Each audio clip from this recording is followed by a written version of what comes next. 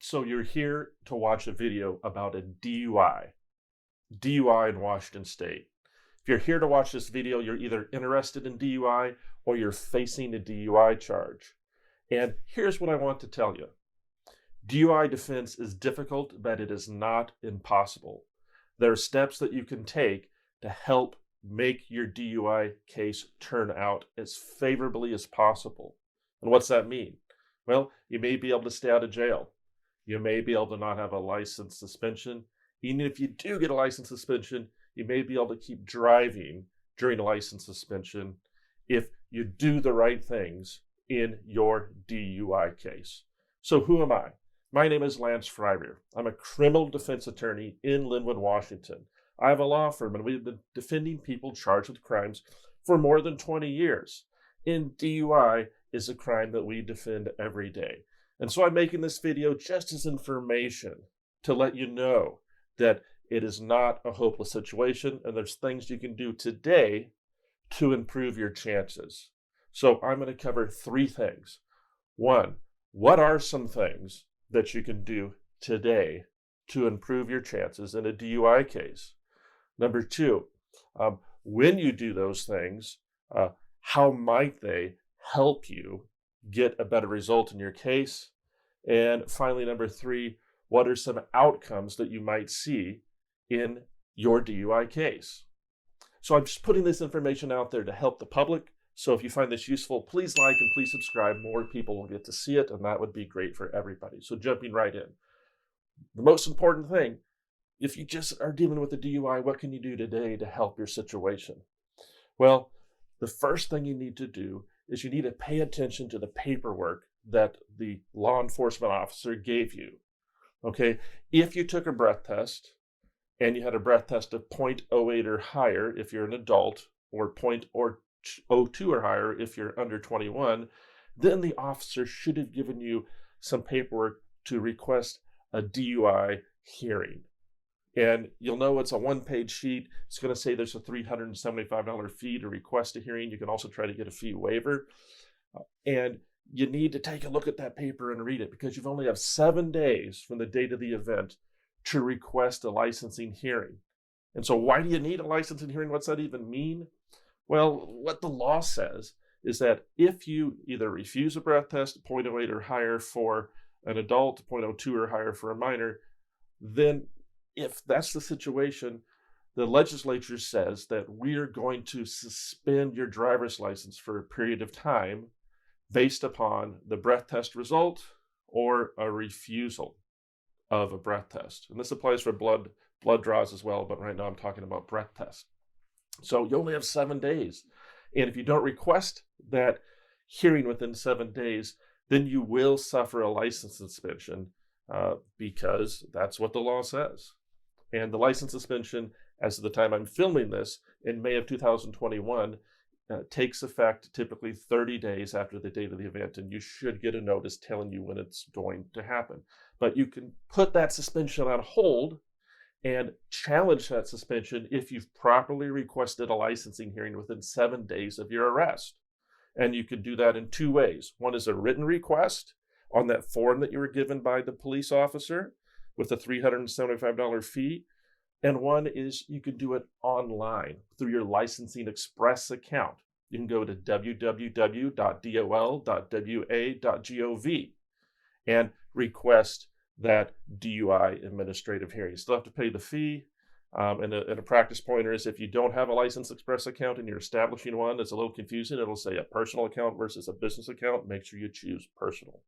So when you request that licensing hearing properly, it puts your suspension on hold, and then there's going to be a telephonic hearing about whether or not your license should be suspended. Now, you should get an attorney to deal with that part, but even if you get an attorney and it's more than 7 days and you haven't requested a hearing, us attorneys, we can't fix it, okay? And now there's no way to fight your suspension. So that's one thing that you can do right away to improve your chances in a DUI case. What's another thing you can do? Well, you could think really closely about the DUI stop and take some notes, okay? Where did you get pulled over specifically? So many times our clients can't remember, and it's helpful if you know specifically, like which part of which street were you pulled over on. And why that's important is because you may have been asked to do field sobriety tests.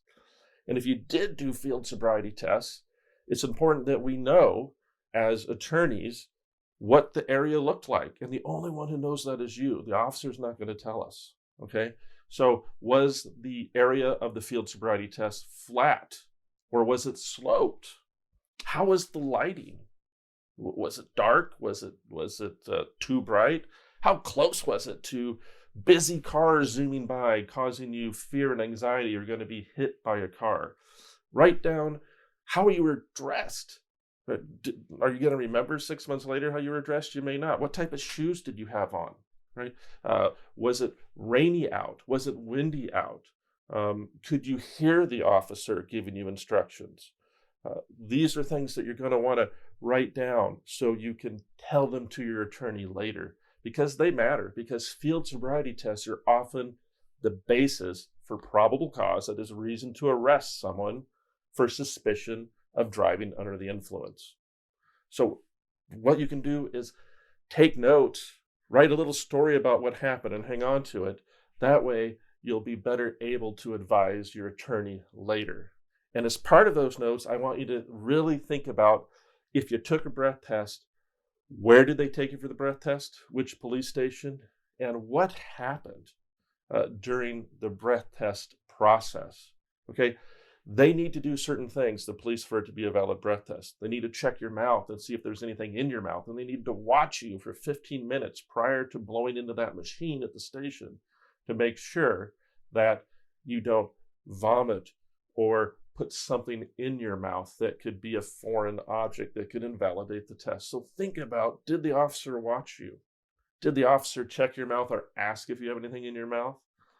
And was there anything unusual that happened? Also, did you speak to an attorney? Did the officer ask you if you wanted to speak to an attorney? And if you did speak to an attorney, did the officer listen in so it was not a private conversation? Or did the officer interrupt your conversation with the attorney he or she put you on the phone with? Okay, these are things you're going to want to write down because your attorney is going to ask you.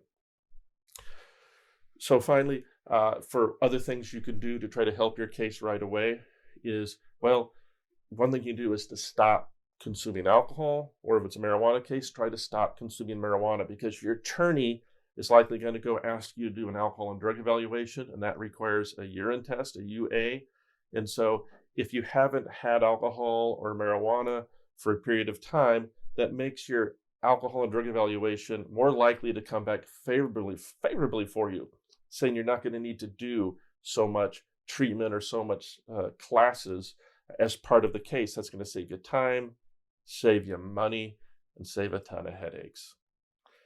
So if you do all these things, how might that help your case? Well, it's going to make your case, as number two, make your case go more smoothly. It's going to empower your attorneys to do a better job. If you request that licensing hearing, us attorneys have a chance to subpoena the police officer to this telephonic hearing and get them to answer questions under oath that they're stuck with later. And let me tell you, a police officer is very busy, and when they're doing a licensing hearing on the phone, they might be at their home in their pajamas. And they won't be quite as thorough as you might expect as they would be in a courtroom. And sometimes that could help us. We've had cases where a client has blown over double the limit, and the licensing hearing on more than one occasion has revealed things that the officer did wrong, that ended up suppressing breath tests, that ended up making the case turn out as not a DUI, even though the driver was more than twice the limit. Because if the officer doesn't follow the rules, then the officer shouldn't be able to use the breath test and other evidence against you. That's only fair. So how else can doing these things ahead of time help you? Like I mentioned earlier, it can save you time and money. If you get an evaluation done and it's more positive for you, it's going to save you time and money. If you have a better rendition and remember what happened, you're not likely going to need to have to hire an investigator. It's going to save you time and money. Believe me, DUIs are expensive and they take a lot of time. You might as well save time and save money where we can. And so the final thing I wanted to cover, number 3, are what are some possible outcomes of DUI cases? Well, the biggest outcome we want to try to get is a not a DUI. And so, Lance, how is it that if I blow over the legal limit that I might not be convicted of a DUI? Well, there could be legal problems with the case that your attorneys find because of all the good work that you're doing by remembering things properly, by requesting the licensing hearing, by empowering your attorney to do the best job that they can. So that's one way we can get it off of a DUI, is legal problems. Another way are standards that certain prosecutor offices have. The bigger your breath test number, sort of the harder it is to get your case to not be a DUI. But as the breath test numbers come down, like an 09 or a 10 is legally a DUI, but prosecutors have so many cases to deal with. If we can get you, the person who's charged with a crime, looking as responsible as you are by doing things early and doing things quickly, that is going to give the prosecutor more of a reason to choose your case to be the one that is the lucky person to get offered a result that is not a DUI. And so basically, breath test numbers that aren't substantially above 0.08 have a better chance to not resolve with a DUI conviction, even if there are not legal problems, and they have their chances go up as you do these things early. So it's really important and smart that you're watching this video. And finally, what's another way we can get rid of a DUI or have it not be a conviction? It would be something called deferred prosecution. And a deferred prosecution is really not for a first-time offender. Occasionally someone will want to use their one and only chance at deferred prosecution. It's for people that usually have multiple DUIs. And we have a video on deferred prosecution you can look up, but think about deferred prosecution as this. Once in a lifetime, I can go get that alcohol and drug evaluation.